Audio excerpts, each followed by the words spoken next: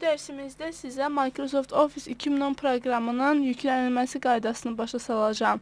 Setup faylı əldə etdikdən sonra ora klik edirik və gördüyünüz kimi yeni bir pəncərə açıldı ki, burada da biz razılaşmaları qəbul etdikdən sonra Continue, yəni davam et düyməsinə basırıq və bundan sonra Customize düyməsinə basdıqdan sonra ekranda gördüyünüz kimi Microsoft Access'i, Microsoft Infopass'ı, Microsoft OneNote'u və Microsoft Outlook'u, Microsoft Publisher'ı, Microsoft SharePoint Workspace'i not available edirik.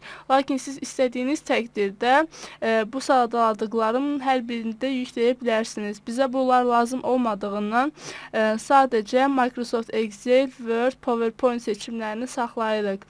Və yenidən User Information'a və File Location'a klik edirik ki, orada yadda saxlanılan yeri qeyd edək. Siz istədiyiniz təqdirdə həmin yeri dəyişə bilərsiniz və daha sonra artıq Install düyməsinə, yəni yüklə düyməsinə basa bilərik. Və budur, yüklənmə prosesi davam edir.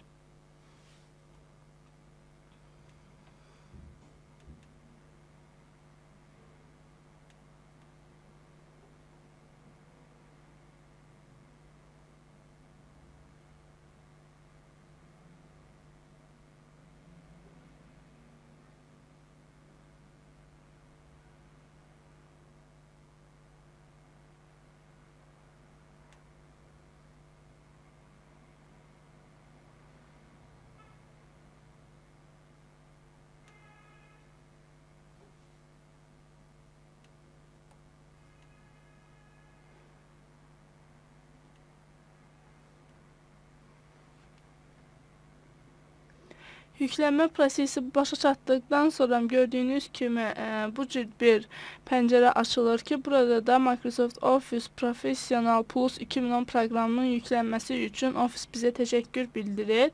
Və bundan sonra biz Office proqramını istifadə edə, Start menyudan Office proqramını aça, eyni zamanda Microsoft Office papkasını, folderini tapa bilər və həmçinin proqramın işarəsinə, yəni ikonuna klik edə bilərik.